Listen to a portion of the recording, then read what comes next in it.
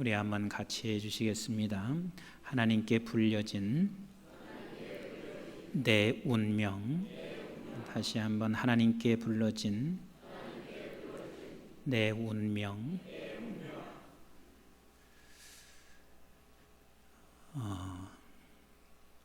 제가 볼 때도 구원받은 사람들이 자신을 가난하게 여기면서 살아가는 사람을 보면 마음이 많이 편치 않습니다.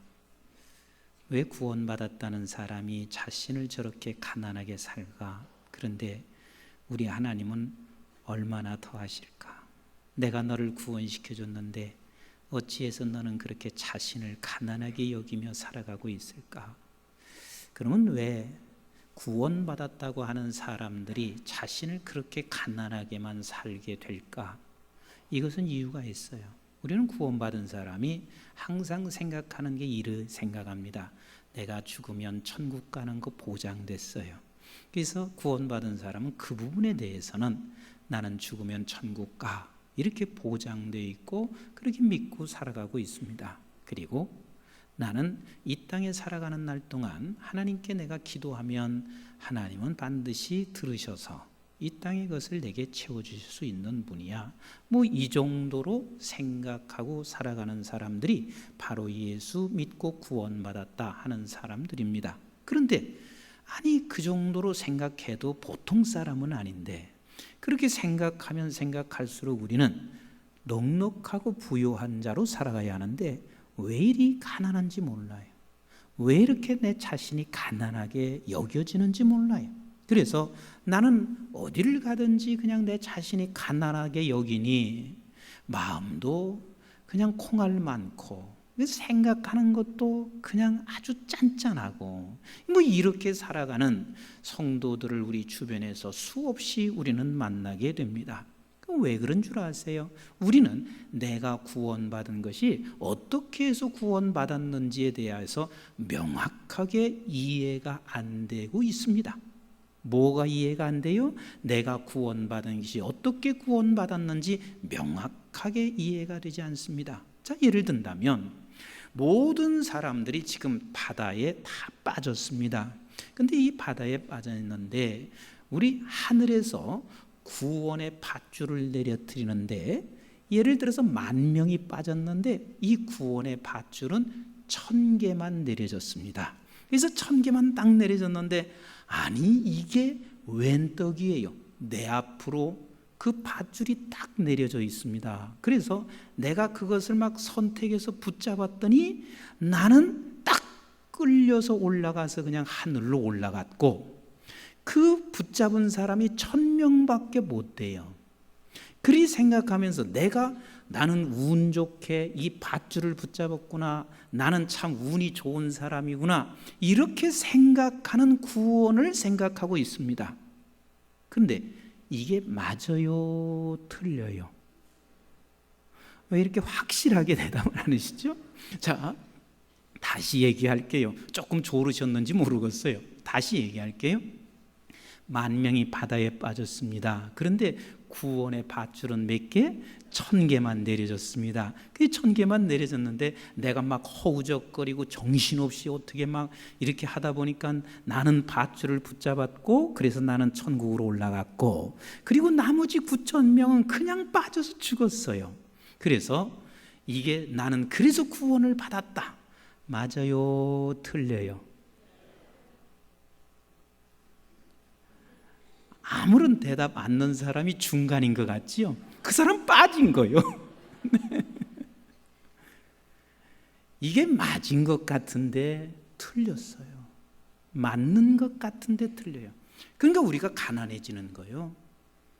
이렇게 구원을 이해하면 우리는 굉장히 신앙생활 하면서도 자신을 그렇게 가난하게 여긴다 그 말이에요. 그러면 우리의 구원은 도대체 어떻게 이루어진 구원인가?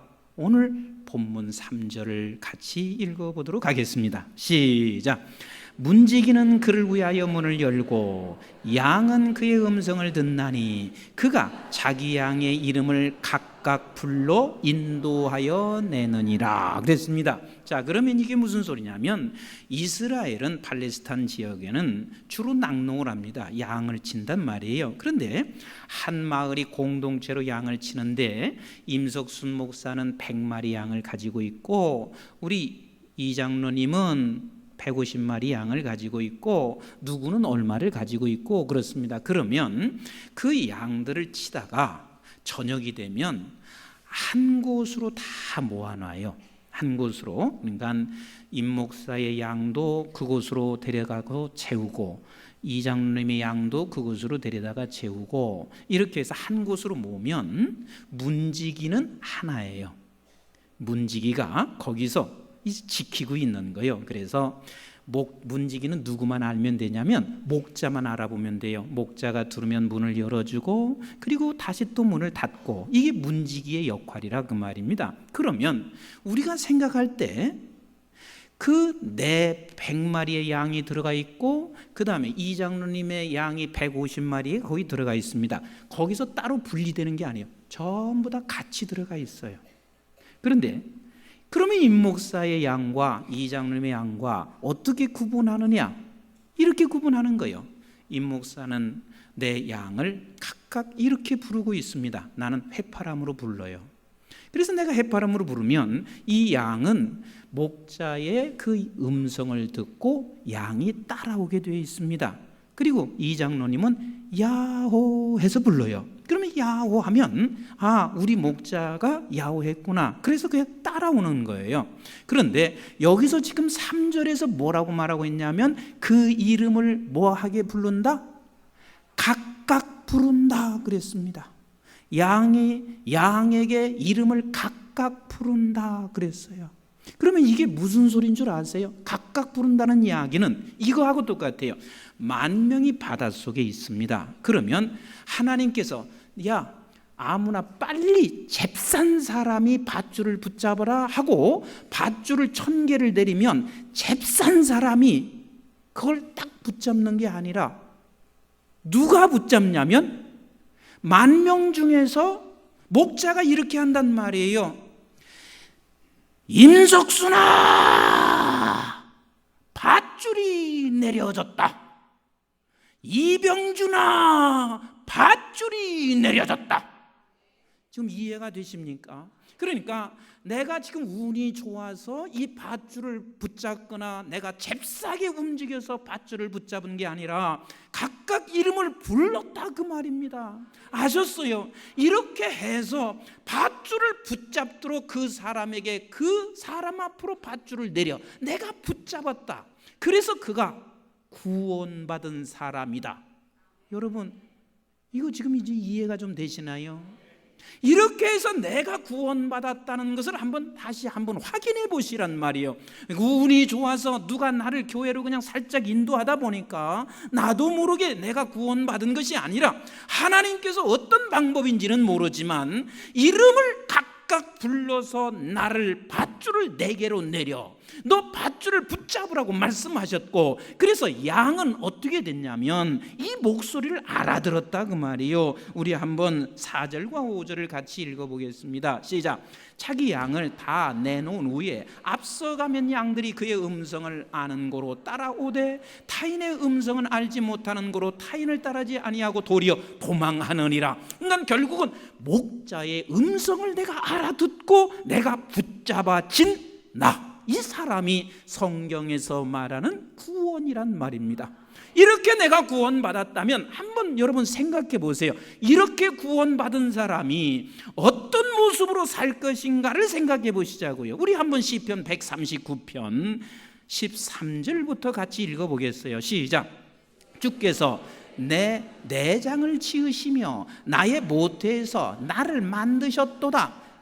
네가 지금 운이 좋아서 밧줄을 붙잡은 거 아니야. 잽싸게 네가 움직여서 붙잡은 게 아니야. 너가 지금 아내를 잘 만나서 네가 붙잡은 게 아니라 그 말입니다. 형식상으로는 그런 것 같아요. 내가 아버지를 잘 만나서 붙잡은 것처럼 그렇게 형식상으로는 그렇게 비춰진다 그 말입니다. 그러나 아니라는 거예요. 이름을 너가 불렀고 이미 너는 내가 내장을 만들었고 모태에서 너를 만들었단 말이에요. 자, 14절 같이 읽어봅니다. 시작. 내가 주께 감사함은 나를 지으심이 심히 기묘하심이라 주께서 하시는 일이 기이함을 내 영혼이 잘 아느니라. 나를 그렇게 만들어내신 내 이름을 불러내시는 그 하나님의 그 신묘함이 기묘함이 내가 기가 막힙니다 라고 말을 하고 있어요. 자, 15절 같이 읽습니다. 시작. 내가 은밀한 데서 지음을 받고 땅의 깊은 곳에서 기이하게 지음을 받은 때에 나의 형체가 주의 앞에 숨겨지지 못하였나이다.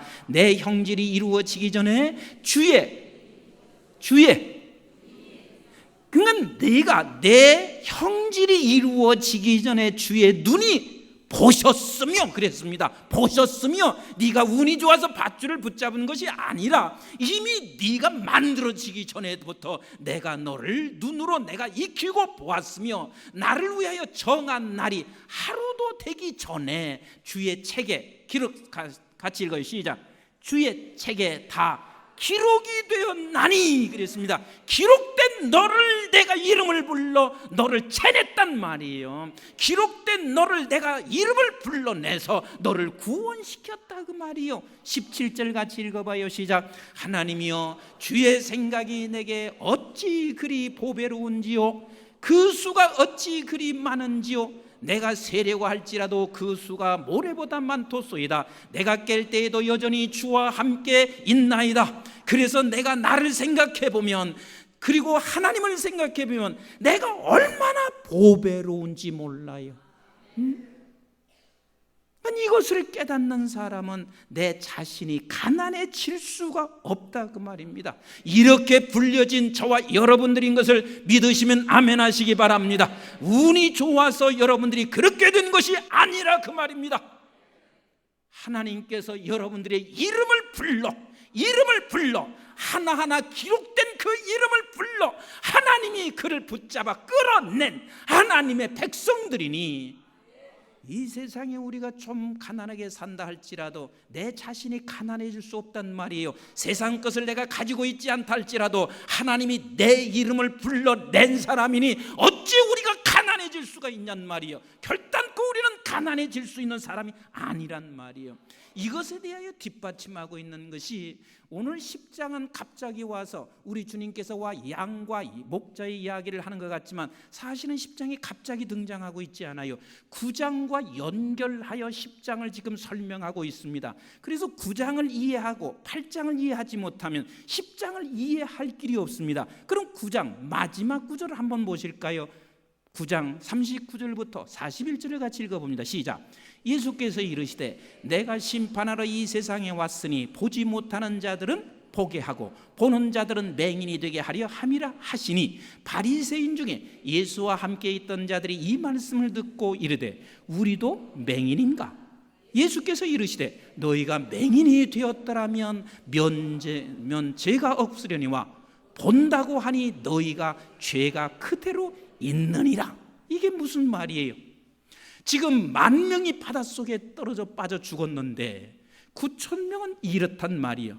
나는 눈이 뜬 자라고 생각하고 있단 말이에요.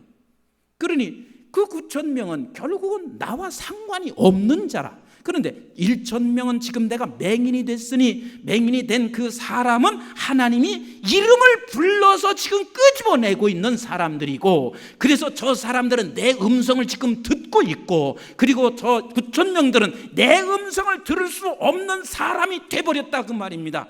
이것이 우리의 구원이에요.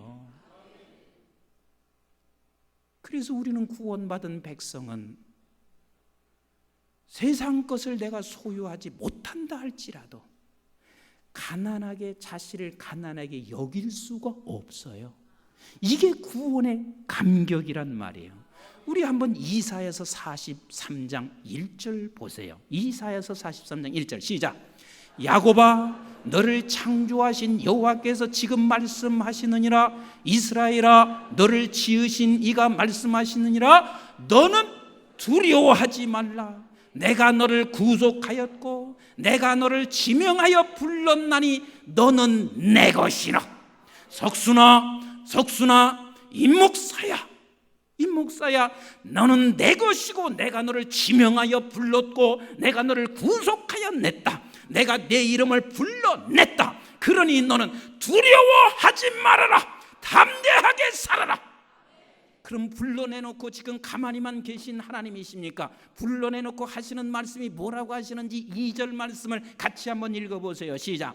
내가 물 가운데로 지날 때에 내가 함께 할 것이라. 강을 건널 때에 물이 너를 침몰하지 못할 것이며 내가 불 가운데로 지날 때에 타지도 아니할 것이며 불꽃이 너를 사르지도 못하리니. 믿으시면 아멘.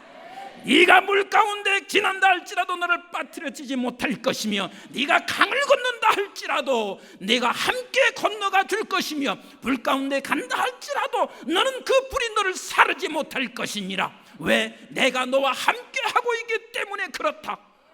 목사님, 어떻게 나와 지금 함께 계십니까? 함께 계신 하나님이 내게 지금 이런 상황을 만들어주고 있나요? 우리 하나님께서는 지금 이렇게 함께 계시고 계십니다. 구약에서 말씀하신 그 하나님은 오늘 신약에도 여전히 우리와 함께 계신 하나님이시란 말이에요. 그래서 우리 하나님께서, 주님께서 이렇게 말씀하시고 계세요. 요한복음 16장 7절부터 같이 읽어보겠습니다. 시작. 그러나 내가 너에게 실상을 말하노니 내가 떠나가는 것이 아니라 떠나가는 것이 너에게 유익이라.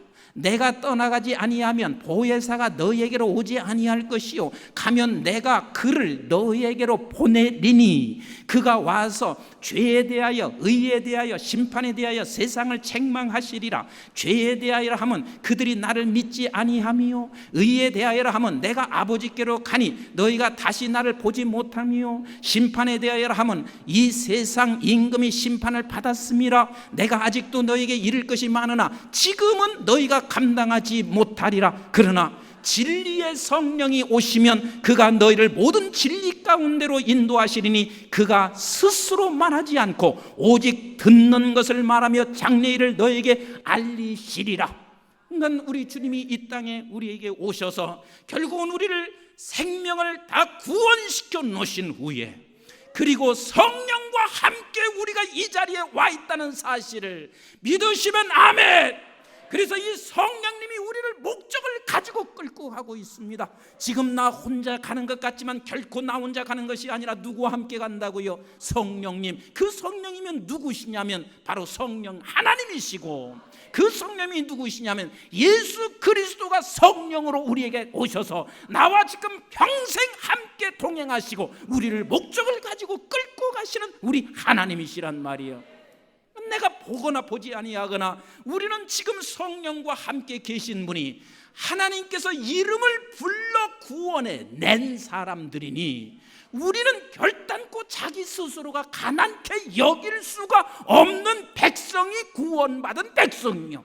아멘이신가요?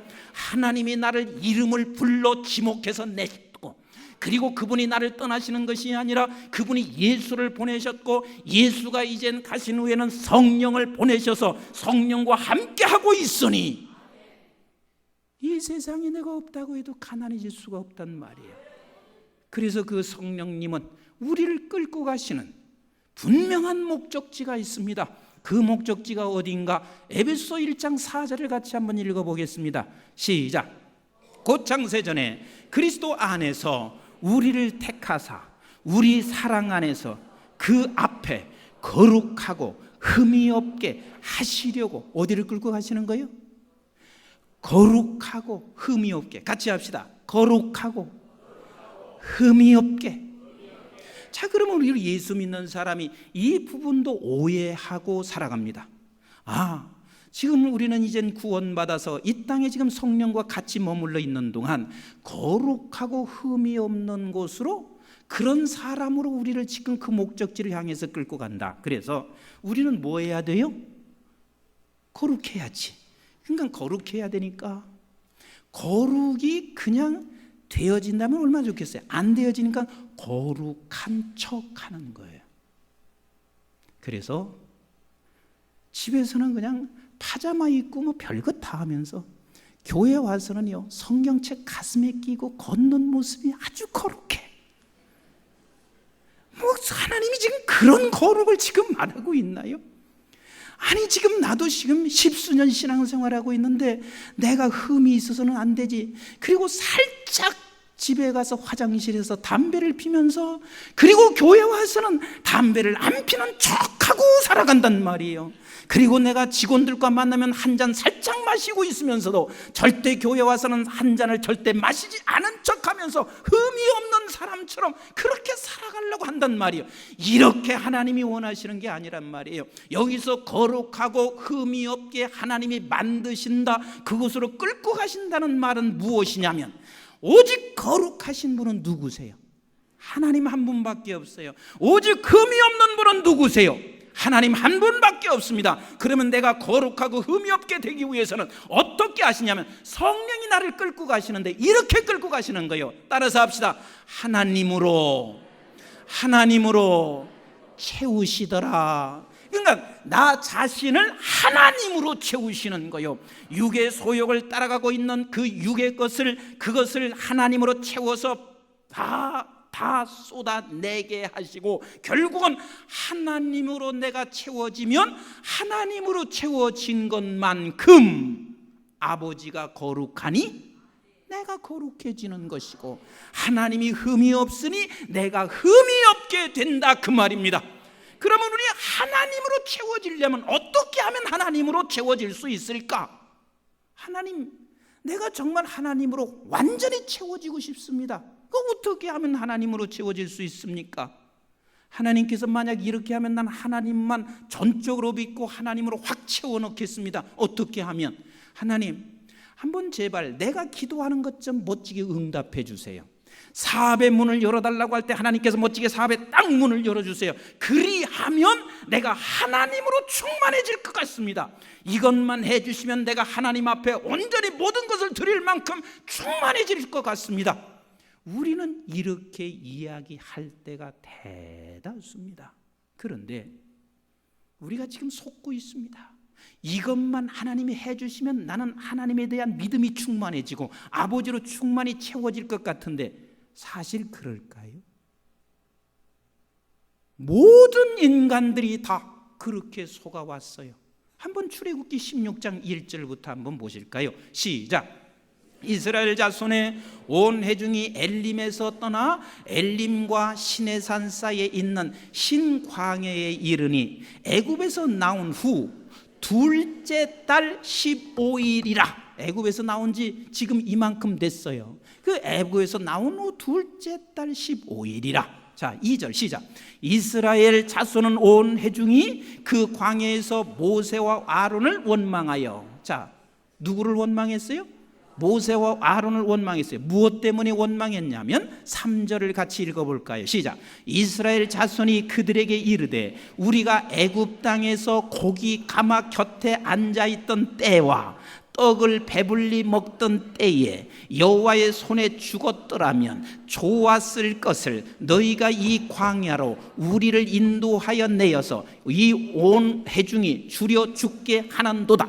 그 원망이 무엇 때문에 원망했어요?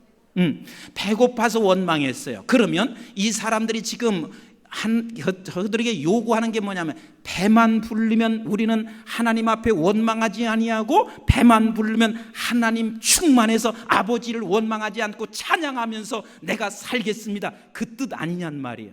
맞아요, 틀려요? 그래서 지금 하나님이 그런 마음을 가지고 있는 이스라엘 백성에게 뭐라고 하고 있는지 4절을 같이 읽어보겠습니다. 시작. 그때에 여호와께서 모세에게 이르시되 보라, 내가 너희를 위하여 하늘에 양식을 비같이 내리리니. 뭐같이? 비같이 내린다는 것은 막 차고 넘치게 내리는 거 아니겠어요? 그저 실컷 배 터지게 먹을 만큼 내려주마. 네가 요구하는 대로 소원대로 다 주겠다 내리리니. 그 다음 읽어보세요. 시작. 백성이 나가서 일용할 것을 날마다 거둘 것이라. 이같이 하여 그들이 내 율법을 준행하나 아니하나 내가 시험하리라. 그래, 네가 한번 이것을 다 내려주면 이제는 하나님으로 충만해서 네가 이렇게 하나님 뜻대로 살고 아버지를 찬송하고 원망하지 않고 살아가나 내가 뭐 하리라? 뭐 하리라? 시험하리라. 시험하리라. 그게 무슨 소리예요? 이걸 네가 다 준다고 해도 너는 그것으로 하나님 앞에 충만하지 않나 그 말이에요. 하나님으로 충만하여 네가 노래하지 않는다 그 말이에요. 네가 이것을 준다 해도 거기서 어느 지점에 가면 또 원망을 할 수밖에 없다 그 말입니다. 그럴까요? 안 그럴까요? 그럴까요? 안 그럴까요? 근데 우리는 전부 다 속습니다. 뭐라고 하냐면 하나님 내 자식만 대학 들어가게 해주면 나 하나님을 노래하고 막 충만하게 살 것 같습니다. 이 질병만 하나님이 치료해주면 하나님을 노래하고 충만하게 살 것 같습니다. 하나님이 말씀하시기를 한번 주어보랴? 그렇게 되나 안 되나 한번 주어보랴? 그거 준다고 해서 되는 게 아니라는 것을 지금 말씀하시고 계십니다. 그러면 어떻게 하면 우리는 거룩하고 흠이 없나? 이건 하나님으로 충만해져야 되는데 하나님으로 충만해지는 것은 어떻게 하면 충만해지는가? 우리는 이것을 놓치지 마셔야 돼요. 지금 가지고 있는 것, 이 모든 것은 우리 하나님으로 충만해지게 하기 위하여 우리에게 주신 그릇이에요. 아직 잘 이해가 안 되실 거예요. 항상 제가 여러 차례 얘기했습니다. 아브라함에게 마지막에 준 최고의 선물이 뭐죠? 이삭을 주었습니다. 그러면 이삭은 아브라함에게 준 그게 뭐냐면 그릇이야. 그릇. 아버지께 드려야 할 그릇이야. 그러면 하나님 앞에 드려야 할 그릇이 이삭이라면 그 그릇을 빈 그릇을 드릴 수 있어요? 없어요? 빨리 얘기해 보세요. 빈 그릇을 드릴 수 있어요? 없어요? 없어요. 그러면 이삭이라고 하는 것은 그릇이라면 거기에 빈 그릇을 드릴 수 없으면 무엇을 담아 드려야 돼요? 맞아요. 아브라함의 마음을 담아서 이삭이라는 그릇을 가지고 하나님 앞에 드리는 거예요. 그러니까 우리 하나님께서 만약에 이삭을 원했으면 이삭을 잡수셨어야 돼요. 근데 이삭을 원한 게 아니에요. 하나님이 주신 모든 세상의 것은 그릇이에요. 무엇을 담아 올리는 그릇이냐면 내 마음을 담아 올리는 그릇이란 말이에요. 내가 하나님을 향한 마음을 담아 올리는 그릇이 하나님께서 이 세상에 모든 주어진 거예요. 그러면 내게 건강을 주셨습니다. 그러면 이 건강은 뭐예요? 빨리 얘기해 보세요. 건강은 뭐예요? 그릇이란 말이에요. 그 그릇이 뭐냐면 내 마음을, 이 건강을 가지고 내 마음을 담아서 올려드릴 그릇이란 말이에요. 그래서 하나님께서 이 세상에 우리에게 주어진 모든 것은 아버지께 올려드릴 그릇이 돼서 내 마음을 거기에 갖다 딱 드려요. 그러면 하나님께서는 이 그릇을 받으시고 무엇을 잡수셔? 마음을 잡수셔. 그리고 내가 이 그릇을 가지고 이 안에 있는 무엇을 지금 먹었어요? 물을 먹었어요. 그런데 이 그릇을 지금 갖다 놓았는데 내가 이 컵을 먹는다고 생각해봐. 여러분들이 뭐라고 했어요? 그릇은 이 안에 담겨져 있는 것을 내가 먹고 그 다음에 이것을 돌려보낼 때 하나님이 그냥 돌려보낼까요? 아니에요. 그럼 뭘 담아 돌려보내요? 하나님을 담아 돌려보내는 거예요. 하나님을 담아. 그런데 우리는 지금 이렇게 살아야 하는데 모든 사람이 어떻게 살고 있냐면 이렇게 사는 거예요. 이것을 주시면 내가 충만해질 수 있습니다. 이것을 주시면 하나님을 더 멋지게 충만하게 섬길 수 있습니다. 이거 다 거짓말이라니까요. 하나님이 그래서 내가 한번 시험해보랴? 너 그렇게 안 돼. 안 된단 말이야. 그러면 네가 충만해지려면 내가 이미 너에게 준 그릇에 너를 담아서 보내라. 그러면 그 그릇에다가 누구를 담아 보내겠다? 하나님을 담아 보내겠다. 그래서 이 그릇이 내게서 왔을 때 보니까 누가 계신 거예요? 하나님이 계심으로 말미암아 하나님이 충만해지는 거예요. 우리는 이렇게 말하거든요. 목사님, 나는요 하나님 앞에 드릴 그릇이 하나도 없어요. 근데 마가복음 12장에 보면 그렇게 가난한 과부가 있습니다. 그런데 이 과부가 지금 여성들이 모여 있는 헌금함이 13개가 나팔 모양으로 있습니다. 거기에다가 2렙돈을 떨궁하고 집어넣습니다. 근데 그 2렙돈을 집어넣는 그 여인을 보면서 예수님께서 하시는 말씀이 그 여인을 칭찬하시는데, 칭찬하시는 것이 성경에 기록했다면 이건 무지무지한 칭찬이에요. 아셨어요? 성경이 그걸 기록하고 있어요. 근데 칭찬하시겠어요? 왜 칭찬하는 줄 아세요? 네가 적은 것이지만 내 전부를 드렸다 하는 말은 이 2렙돈을 가지고 뭘 드린 거예요? 마음을 드린 거예요. 이 2렙돈은 그릇이에요. 그러면 이 2렙돈이 얼마 정도 되는 줄 아세요?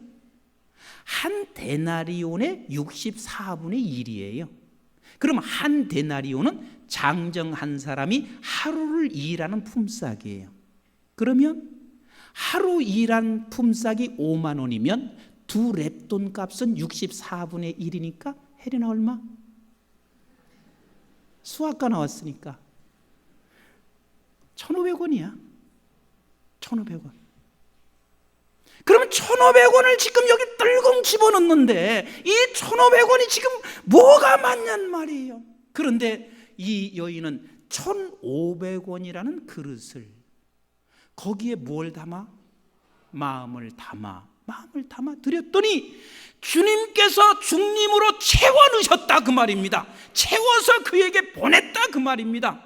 그런가 하면 이가 칭찬받는 게 마음을 드릴 수 있는 것도 칭찬이었지만 또 하나 칭찬이 있습니다. 이 13개의 헌금함은 왜 거기에 놓여 있냐면 여인네들이 그 헌금을 했을 때 과부와 그리고 고아들과 가난한 자들을 구제하기 위하여 놓아진 헌금이에요. 그러면 이 2렙돈을 가지고 있는 사람이 그 2렙돈을 갖다가 거기다 집어넣었다는 이야기는 그게 무슨 소리냐면 내 아내는 자기 자신이 가난하지 않아서 그런 거예요. 만약에 내가 가난했다면 이 헌금통에 있는 것을 내가 가지고 갈 사람이란 말이요. 맞아요? 들려요? 가지고 갈 사람이요. 그런데 가지고 갈 사람인데 지금 더 가난한 사람들과 과부와 그리고 고아들을 생각하고 자기 것을 집어넣고 있단 말이요. 이 사람은 이미 하나님이 그 안에 계시기에 넉넉함과 부유함이 있었고 그리고 그 넉넉함과 부유함으로 자기의 것을 가지고 그 그릇에 자기의 마음을 담아 드리고 있단 말이에요. 그래서 하나님이 그를 채우고 있단 말이에요. 사랑하는 성도 여러분, 여러분 기억하셔야 할 게 있습니다. 일평생 하면서 이런 사람이 있습니다. 이것을 내가 채우고 난 후에야 내가 하나님 앞에 무엇을 하겠습니다. 이 사람은 하나님께서 이렇게 말씀하시고 있는 거예요. 내가 한번 시험해보랴? 내가 한번 시험해보랴? 이것을 채우고 나서 네가 그걸 할 수 있을 것 같아? 내가 시험해보랴? 안 돼. 이미 너에게 주어진 2렙돈이든 아니면 한 데나리오든 간에 그것은 그릇이다. 우리는 가끔가다 이런 생각을 하고 있습니다. 내가 하나님 앞에 10의 1조를 바치고 나면 그 11조는 뭐예요? 그릇이지. 11조는 그릇이지요. 11조를 그릇이란 말이에요. 11조를 바치고 나면은 이놈의 이 11조를 하나님이 그냥 잡수시는 줄 알아요. 하나님은 평생 잡수시지 않아요. 내가는 먹을 수 있을지 모르지만 하나님은 잡수시는 적이 없어요. 왜? 그릇이기 때문에 그렇단 말이에요. 그러면 11조를 그릇으로 드렸습니다. 그런데 내 마음을 거기에 담아서 드렸을 때 하나님께서는요 그릇을 안 잡수었기 때문에 11조를 낸 것에 대하여 잡수지 않았으면 손해를 볼까요? 안 볼까요? 절대로 볼 수가 없습니다. 그릇은 다시 돌려줘요. 그런데 그 돌려줄 때 하나님께서는 무엇을 담아서? 하나님을 담아서 돌려보내신단 말이요. 이 목적을 가지고 끌고 가시는 우리 하나님이세요. 제가 지난 7부 예배 때 이런 말씀을 드렸어요. 정말 한나가 가장 소원하는 것이 아들이었어요. 얼마나 소원했냐면 남편인 엘가나가 그렇게 사랑을 했습니다. 그래서 그렇게 사랑하고 있기 때문에 한나가 너무 아기 없는 것 때문에 괴로워하는 모습을 보고 남편인 엘가나가 이렇게 고백을 하고 있습니다. 여보, 내가 당신을 얼마나 사랑하는 줄 아냐? 10 아들보다 당신 하나가 더 나아. 우리 여자분들 그런 고백 들어본 사람 손 들어보세요. 해도 거의 거짓말했을 거예요. 그런데 지금 엘가나가 한나에게 당신은 너무 괴로워하지 마라. 10 아들보다 당신 하나가 훨씬 나아. 그래도 마음이 풀리지 않아. 근데 풀리지 않는데 더 속상한 게 있어요. 이놈의 분인나라는 이 첩이 아기를 가지고 어떻게 하는 줄 아세요? 성경에서는 그렇게 안 했지만 분인나의 내 포음을 한번 흉내내 볼까요? 지금 여기 한나가 여기 있어요. 그러면 이 분인나가 아기를 딱 안고 막 쳐다보면서 그 앞으로 빙빙 돌아. 딸꼭 딸꼭 딸꼭 그러면서 세상이 이렇게 이쁘냐. 그리고 고개를 빙빙 돌아. 그러니 한나가 미칠 일 아니겠어요. 그래서 하나님 앞에 내가 나가서 기도했습니다. 하나님, 제발 아들 하나만 주세요. 하나님이여, 그러면 내가 이 아들을 바치겠나이다. 그렇게 소원했더니 하나님께서 한나에게 아들을 주셨어요, 안 주셨어요? 아들을 주시고 사무엘이라는 아들을 주셨단 말이에요. 그러면 그 아들을 보는 순간 기가 막힐까요, 안 막힐까요?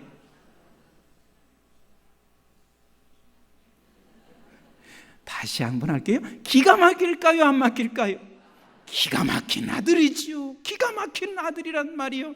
그런데 내가 아무리 생각해봐도 이 아들을 하나님 앞에 드린다고 했는데 아들을 안 보면 못 살 것 같아. 그냥 눈만 떠도 행복하고 눈 감아도 꿈속에서 나타나는 이 아들인데 이 아들을 전 하나님께 드려야 된다고 약속은 했는데 그러나 드리기가 너무너무 힘들어. 그런데 한나는 그 약속을 지키고 있습니다. 그러면 한번 여자분들에게만 제가 물어볼게. 속으로만 답해 보세요. 내가 지금 젖을 먹이면서 볼 때마다 기가 막힌 아들이었습니다. 하나님이 주시고 이게 어떻게 난 아들인데, 그런데 이젠 젖을 뗄 때가 돼서 이제는 젖을 떼고 나면 그것을 이제 성전에 갖다 드려야 되는 그 아들이 됐고 이제 데리고 올 수도 없는 아들이 됐습니다. 그래서 내가 떼어놓고 그래 가기는 갔어요. 떼어놓고 올 때마다 계속해서 우리는 이 머리가 어디로 돌아갈까요? 여자만 빨리 얘기해 보세요. 어디로? 성전으로 돌아갈 거예요. 얘가 지금 울지는 않을까? 얘가 지금 어떻게 생길까? 그리고 매일 성전에 갈 것 같아요, 안 갈 것 같아요? 그런데 가도 못 만나. 거기는 이거 오늘과 같은 교회도 아니니까 가도 만날 수도 없어. 이런 마음이 이 여자에게는 누구든지 있었을 것입니다. 떼어놓고 오기는 왔는데 마음 한구석에 텅 비어있고 마음 한구석에 너무 힘들고 지치고 아들 보고 싶은 마음밖에 없을 그 사람이 지금 떼어놓고 와서 한나가 어떻게 사무엘상 2장 1절부터 고백하고 있는지 시간이 없으니까 1절만 우리 한번 같이 읽도록 하겠습니다. 시작. 한나가 기도하여 이르되 내 마음이 여호와로 말미암아 즐거워하며 내 뿔이 여호와로 말미암아 높아졌으며 내 입이 내 원수들을 향하여 크게 열렸으니 이는 내가 주의 구원으로 말미암아 기뻐함이니라. 사무엘은 뭐였어요? 그릇이었어요.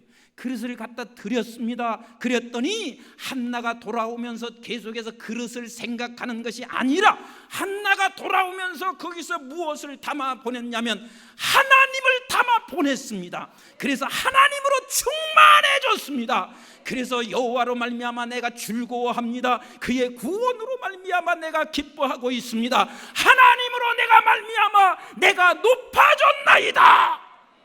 하나님으로 그가 충만해져 있다 그 말입니다. 그러니 이제는 한나에게는 하나님으로 채워지고 하나님으로 충만해졌으니 이 세상에서 살아가는 날 동안 한나가 자기 자신이 가난할까요 부자일까요? 부자로 살아갑니다. 사무엘을 데리고 있으면 그놈 장가 가보세요. 그러고 나면 그때부터는 엄마 빠이빠이 하고 그냥 떠나버려요. 아들 믿지 마세요. 나 정도 되는 아들은 좀 믿으면 모를까. 아들 믿지 마시란 말이요. 장가만 가면 떠나버리고 여자 믿지 마세요. 전부 다 끝까지 도둑질 해가는 거예요. 그런데 그것을 그릇으로 여겨서 그 그릇에 하나님을 담아 보내면 하나님이 우리에게 하나님으로 채워서 보내시고 있으니 아들놈은 떠났어도 딸 아무개는 떠났어도 그래도 나는 하나님으로 인하여 충만해지는 삶으로 말미암아 우리는 이 세상에서 자기가 가난하지 아니하고 부유하고 넉넉해지는 삶을 살기를 원하시고 그 목표를 향해서 끌고 가고 있단 말이에요. 오늘날 우리 교회들이 바로 이런 것들이 바로 정립이 되어지지 아니하면은 세상 사람이 봤을 때 구역질 나는 성도가 될 수밖에 없습니다. 오늘 여러분 기억하세요. 우리는 구원받은 사람이 그냥 우연한 선택이나 내가 운이 좋아서 그런 것이 아니라 하나님이 내 이름을 불러 지명하여 내 앞에 밧줄을 보내주셨고 내가 밧줄을 붙잡지 아니할 때는 하나님께서 석수나 밧줄이 네 앞에 있느니라 밧줄을 붙잡으라. 그래서 그 음성을 듣고 나는 밧줄을 붙잡았으며 그리고 그 밧줄을 붙잡은 나와 함께 성령님은 지금도 우리와 함께 계속해서 함께 살아가고 있으며 우리를 어디로 끌고 가고 있냐면 우리를 하나님으로 충분히 채워 넉넉하게 채워서 내가 하나님으로 가득 채워지면 그 채워지는 그 자체가 거룩함이고 흠이 없는 자이고 그런 사람만이 넉넉하고 부유하고 자기 스스로를 가난히 여기지 아니하고 살아가는 하나님의 백성 되는 것입니다. 오늘 우리 한국중앙교회 모든 성도들과 방송을 듣는 모든 성도들이 이러한 내 자신을 알고 부유한 자로 살아가는 우리 모두가 되시기를 주님의 이름으로 축원합니다. 기도하겠습니다.